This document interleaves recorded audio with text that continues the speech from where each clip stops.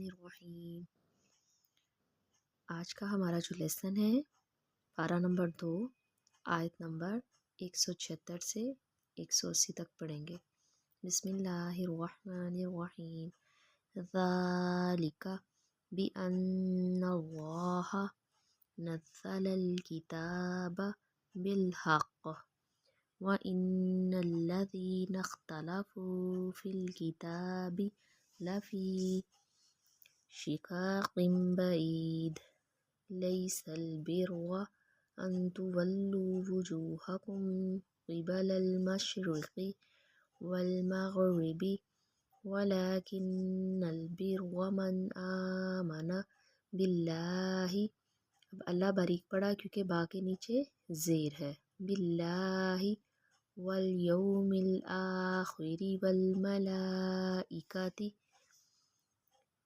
والکتاب والنبیین وآتى المال على حبه ذوي القربى واليتامى والمساكين وابن السبيل والسائلین وفی الرقاب اچھا قاف 2 نقطوں والی ہے، موٹا پڑھیں گے۔ وَأَقَامَ الصَّلَاةَ صاد بھی موٹا پڑھیں گے۔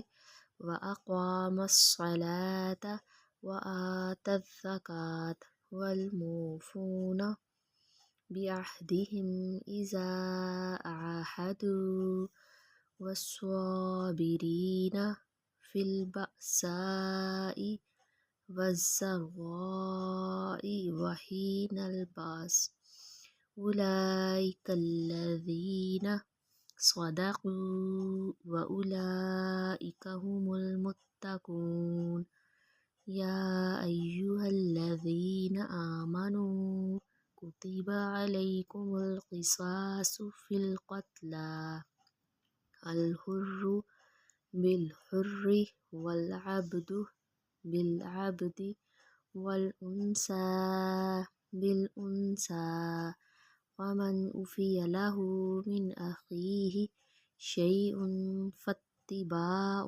بالمعروف وأداء إليه بإحسان ذلك تخفيف من ربكم ورحمة